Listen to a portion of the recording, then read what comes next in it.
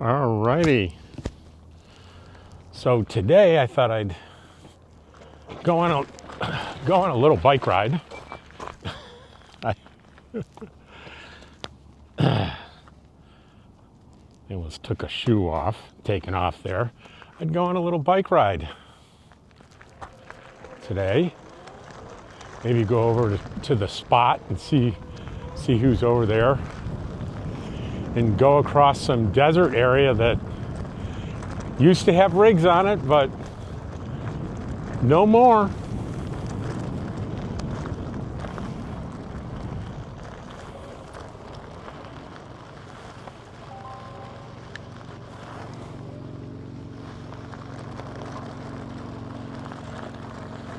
I just love the desert.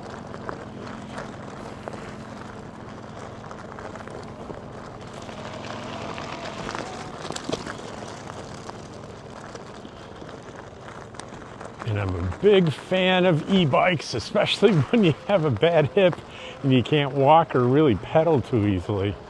One of the things that the surgeon said, though, going on the e-bike and trying to pedal a little bit after is going to be really good for my recovery.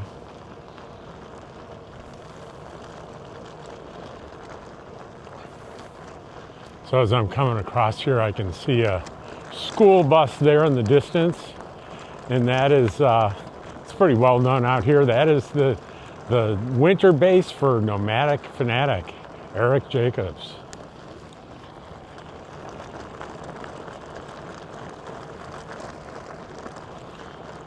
And he's right on the edge of the spot.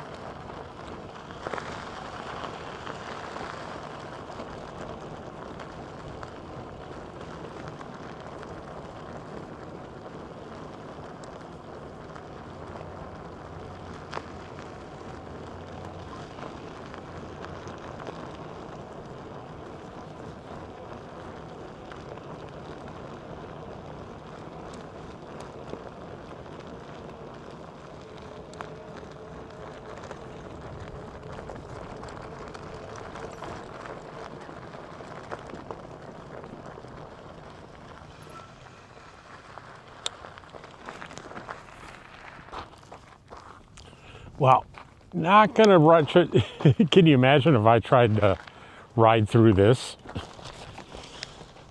I'd need 2 surgeries. Leslie! I'm gonna shut this off. So I got to visit with my friend, who was really good timing. My friend was about to leave for a week, and we got to catch up, and that was nice. We'll see who else is around. The spot. Oh, there's not that many people left here. Wow. I'm not seeing really anybody hanging out. This is the area where they have all their events and stuff, and I'm not really seeing anybody hanging around. I don't see Randy. If he's here, he'd be behind that makeshift kind of tiki bar.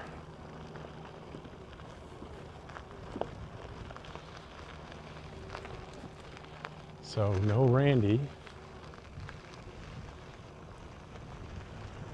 But this is where it all happens. If you come here at night, there's a lot more activity.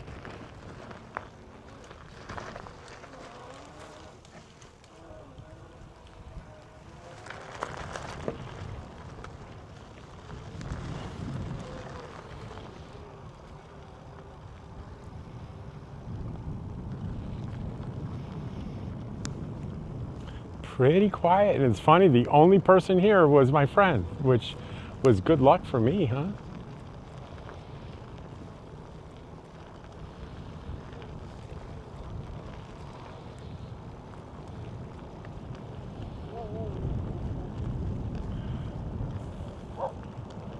There's a dog that's not going to be a big fan of me showing up. I'd stop by and see Eric, but he does I don't even hear sounds of him working. And I know how it is when you're a YouTuber, you have people just constantly coming by, so I'm not going to do that.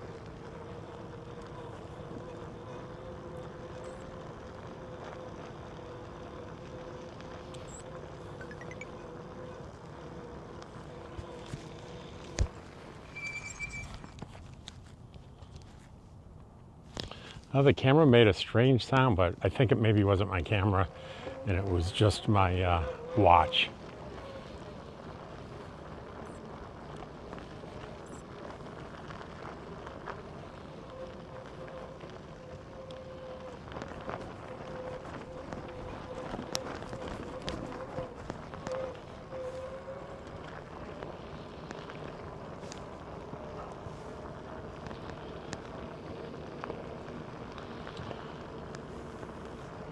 Yeah, it's definitely thinned out here.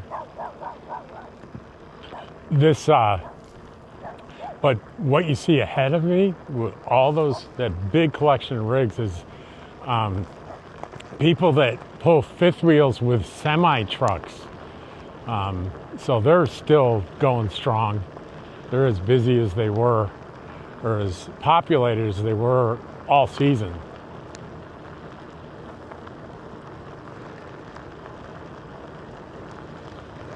You know, when you're pulling a fifth wheel with a pickup truck and you're wondering, did I buy a big enough truck? Is it the right truck? When you jump up to semi, the worries about it being big enough kind of go away. But as we get closer here, you can see there all the semis. And I looked into this a little bit. You can get used semis, very reliable, for a pretty good price. I mean, certainly a lot less than than many of the 350, the Ford F350s or F450s, any recent year stuff. You can probably do better with a semi. It's not exactly ideal as a daily driver though. Once you're parked, you'd have to have some of them. I've seen they've put little cars on there too.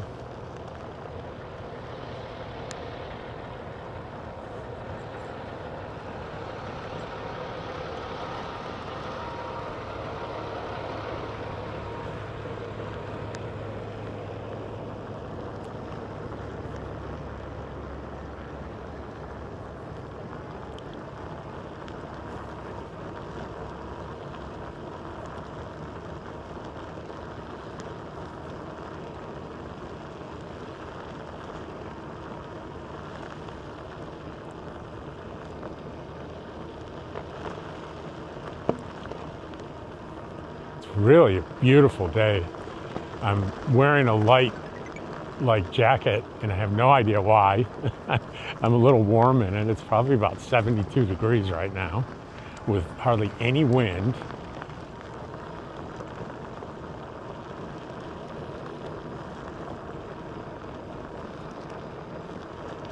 There's a Canada person. See the Canadian flag?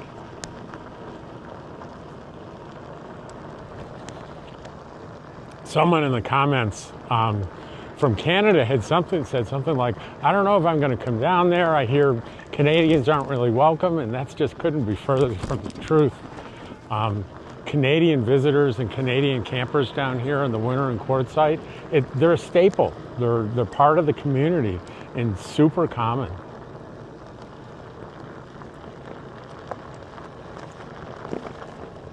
Someone walking their little dog. Hi.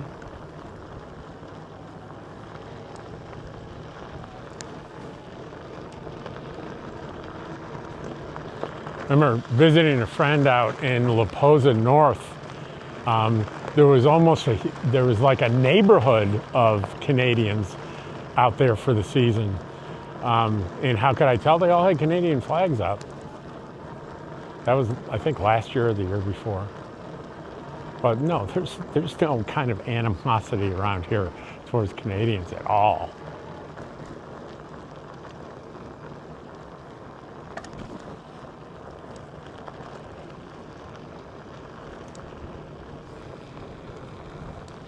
Oh, someone was asking me about the Homer Simpson mountain. So I'll zoom in a little bit here, but it's the one I'm heading straight toward right now. Picture that as being Homer Simpson lying on his back right there. And I'll zoom in on it for you so you can see it. So someone asked in the comment, can I show that? There it is.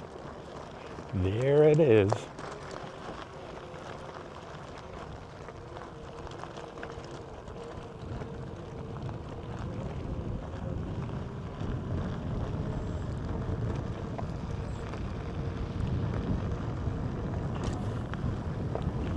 I really, for anywhere, but especially here, I couldn't recommend more having a e-bike. Now, there's lots of different ways you can have an e-bike. You can spend thousands of dollars on an e-bike, and I don't thoroughly understand why you would do that.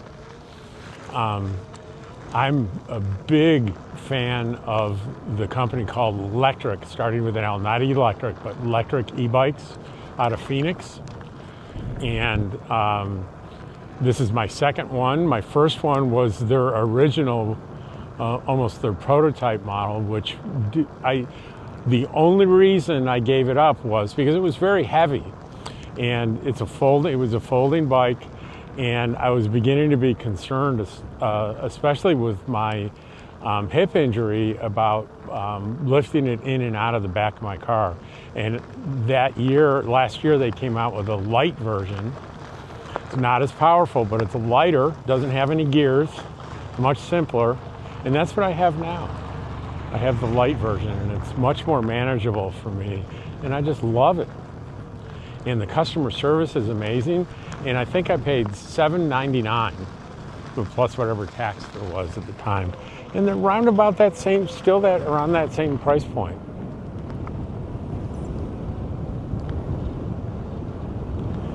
Now, if there are any tariffs coming out of China, I don't know how it's going to affect the price. It will. I'm sure it will affect it because they do all their design and distribution in Phoenix, but I'm pretty sure these bikes are manufactured in China, to their exact specifications. But we find ourselves now on the main road.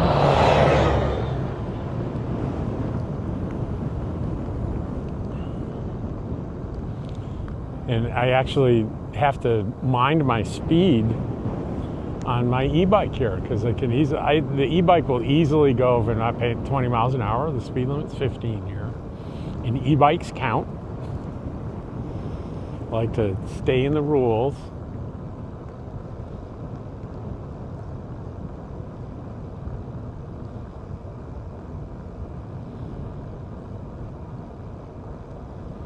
Here's one of the vault toilets that you hear about. And the context that you often hear about it is if you have a rig or a car or a tent, something that doesn't have a built-in black tank that's at least 10 gallons, you must be within 500 feet of one of these vault toilets. And they're like, boy, that seems awful close. And it's not really. It's pretty, 500 feet is, 300 feet is a football field. 500 feet is not quite 2 football fields, but picture, and if you were 600 feet away, the ranger's not going to tell you to move 100 feet in. It's just not going to happen. And no one's going to come out with a tape measure. So I want you to picture 2 football fields length, and that's how far away you can be. And to the left here is the dump station. See, guys are dumping right there. And ahead of us is the line for the dump station. Then over here, I'll buzz through the dumpsters where you can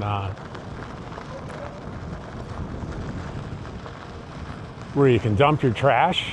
Pull up here, dump your trash into the dumpsters. And what I did miss, and I'm going to turn around and show you, are the water stations where you can get fresh water. And earlier in the year, I did some testing of the water quality, and the only thing that was the least bit concerning was because of the geology in the area, it's high in sodium. So nothing that's going to hurt you unless you are sensitive to, some people with high blood pressure are sodium sensitive. and it can cause blood pressure to go up. But not everyone is like that, and that's really the only risk. It's well within the range for, personal consumption. And there's a couple of stations here that you see people using. And then across the street, there are another couple of stations. So there's lots of water stations, and they're all pretty active right now. So we'll continue down the main road here. They just repaved this a couple years ago. It used to be terrible with giant potholes, but now it's pretty smooth. It's very nice.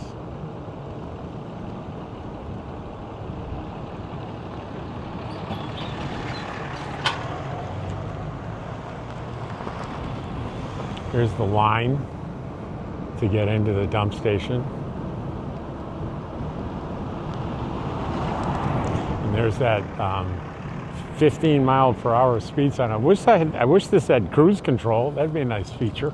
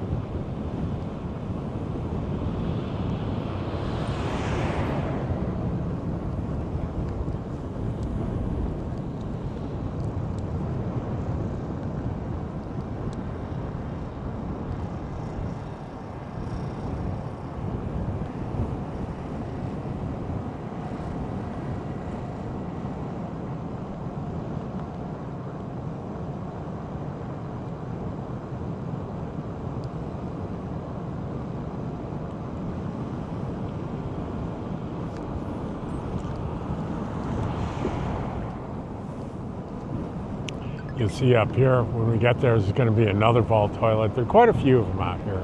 There's no shortage of them.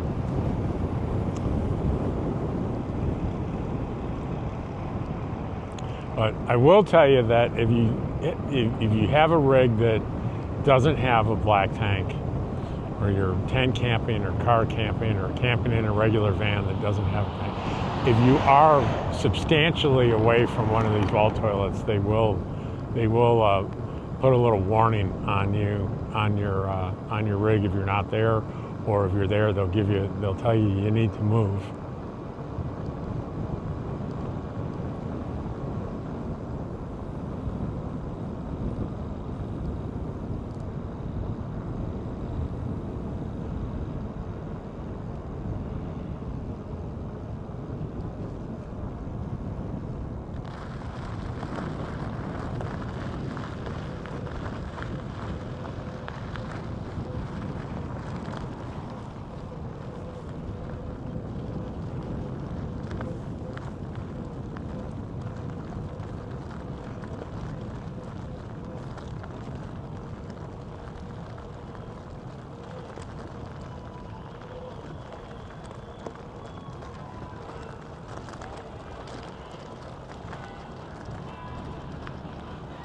Hey, what's happening?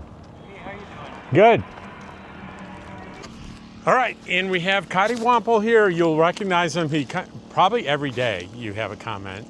Almost every day. Almost every day. And when I first met you out here at the beginning of the season, you had a different dog, an older dog. What was his name? That was Scarface. Scarface, yeah, right. When I first got him, he had a little scar on his cheek. Right. So. And he was an older dog, and he passed away, sadly. And then there's a new dog here. How did this happen? And who is this? I went searching online, and this is the first puppy that showed up. And I searched for other ones, and I just kept getting drawn back to her. Hey, it's okay. So this is Babe. Hey, Babe, come on. She's a little nervous. Come here. Come on. Let me get down here so he doesn't think I'm telling anybody. Hey, hello. Hi. It's okay. She's always nervous. It's okay. She does the pee thing. It's okay. It's okay. Yeah. Well, you can see I got like all sorts of stuff. Hi. Hello. But this is Babe. Hi, Babe. And how old is Babe? She's about 4 months right now. So Babe's gonna be big. Look at the size of those paws. Look at those paws. For sure. She's like really easygoing and laid back for the most part. We have yet to hear her bark. Oh, really? Yes. Want to sniff a little more? Because it's always better to sniff. You probably smell Dottie.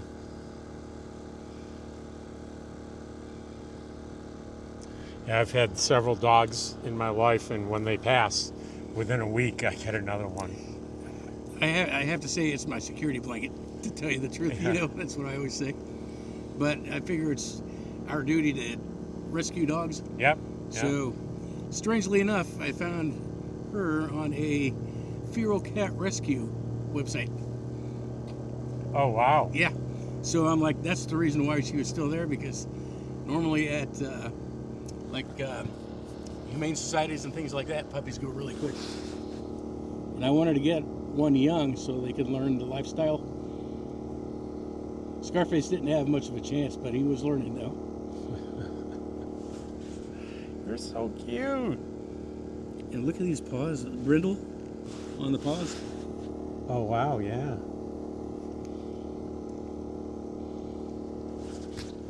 I mean, I was drawn back to her like every time. So Right. Well, that's kind of the story with Dottie and I. When I rescued Dottie, or Dottie rescued me, I'm not sure really what's happening when that happens. Exactly. So you got a little generator going. You got a nice new tent. I got a power station, small one. Power station. Okay, yeah. So yeah, we're moving up a little bit. So yeah, it looks pretty comfortable here.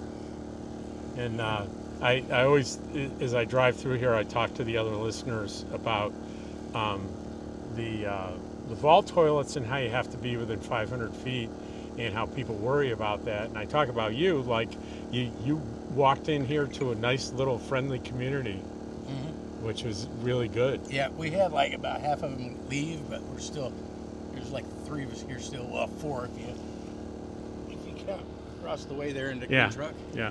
He's got a dog there. He comes over every so often. But he's an older fella too.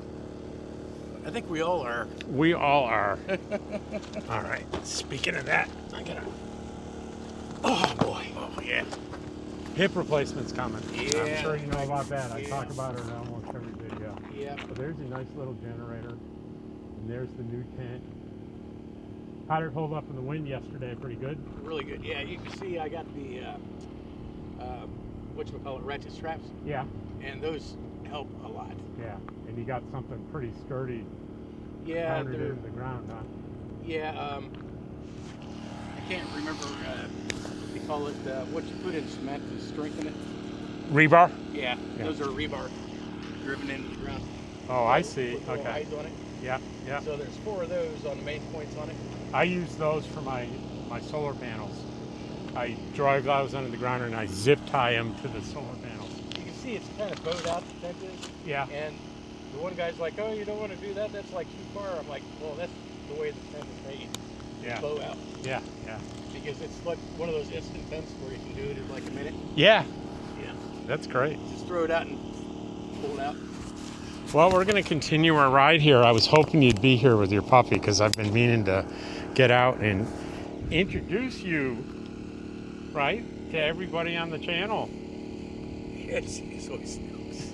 But she gets really used to things. I mean, we had her doing the puppy zooms over there. Oh, really? Yeah, like the first day and everything. And she was like laying down on the mat underneath there and everything. So it just takes a little bit.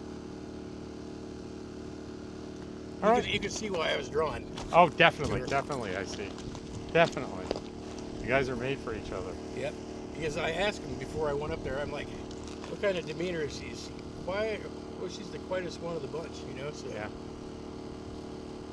Because they even said we haven't heard her bark. So she's not a barker either, so which is like totally opposite of what Scarface was. I didn't hear Dottie bark for the first 2 or 3 weeks. Mm-hmm. Then when she got comfortable, she doesn't bark a lot, but now she barks at me for dinner. Oh, yeah. But I've got her to like whine for me when she has to go to the restroom and things like that inside. So even in the vehicle, she's like, we stop and she's like looking at me, hurry up and get out, I gotta go. All right, I'm gonna resume my little trip here. Okay. I'm glad I'm glad you were out when I came by. I will be back again before the season's over. So I'm really glad we were able to do that. I was hoping he'd be there with his new puppy.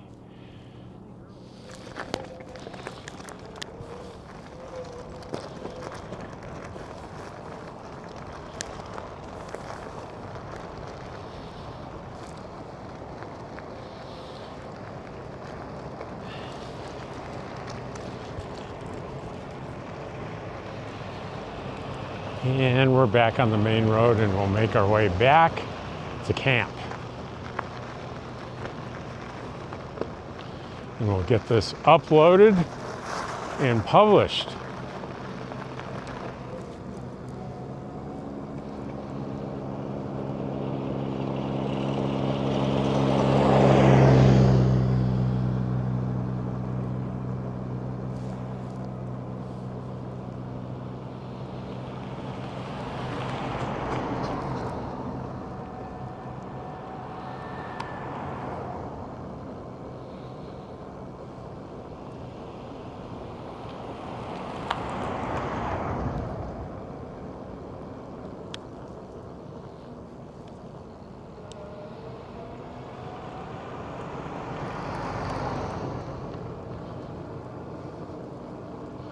And I'm thinking I can get to where I want to go by turning in here.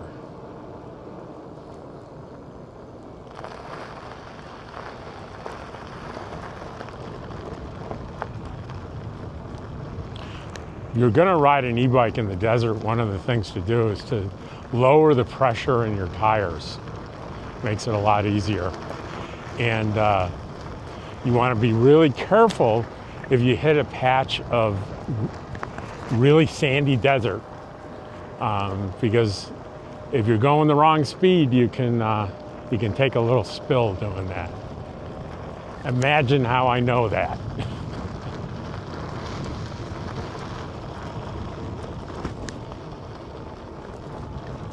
And here's an example of that. You see the sand here? I'll go through it at a good speed, so I'll be okay. All right, but if I went too slow, I could easily take a spill there. So it's a little counterintuitive. Often you'll think, you know, I need to go slow to prevent falling, but that's not the case in that kind of sand.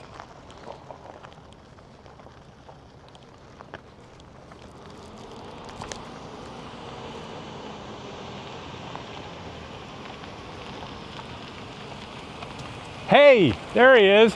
The Dan Van. Oh, man. You're on camera. Subscribe to the Dan Van.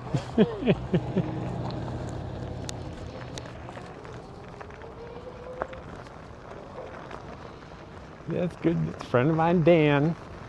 And he's got a YouTube channel, the Dan Van.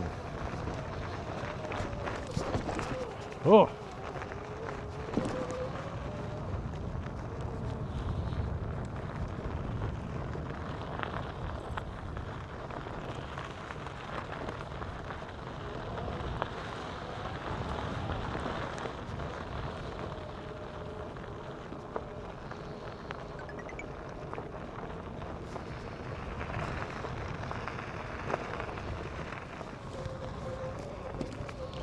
And we are on the home stretch to go home.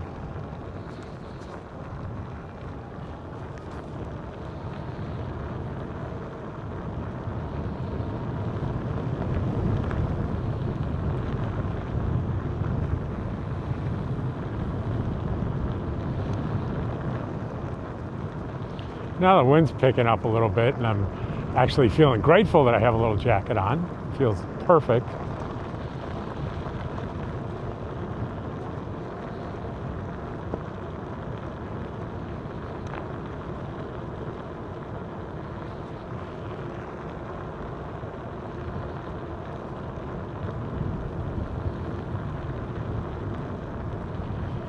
You know, I had to think and concentrate for a minute to figure out what day it is. That happens in this life when you're retired. It's Sunday, As Al Roker would say, Sunday, Sunday, Sunday.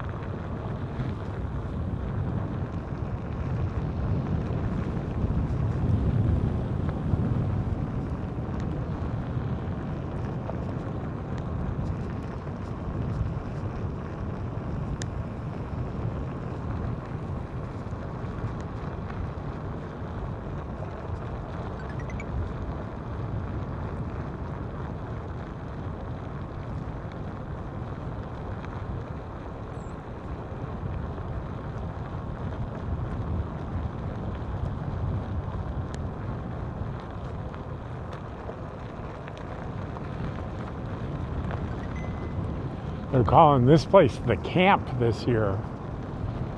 These guys have been here since September, I think. Still going strong. And it kind of ends here. There's a sign there that even says you're going to run into a dead end.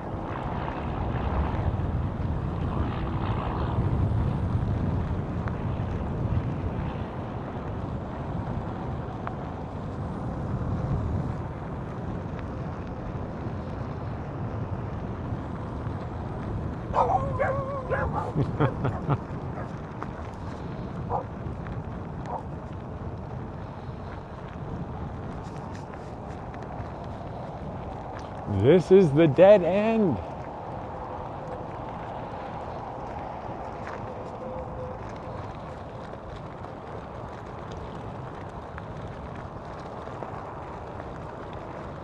The other thing you got to be careful on these e-bikes is too tight a turn can cause you to wipe out. So you want to do nice gradual turns.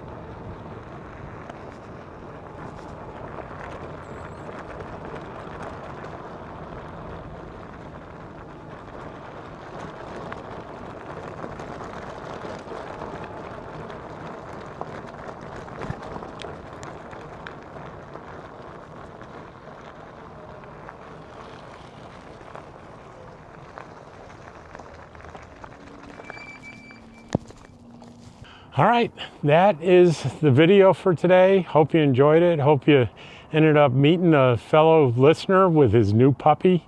That was a lot of fun. And I'll see you tomorrow.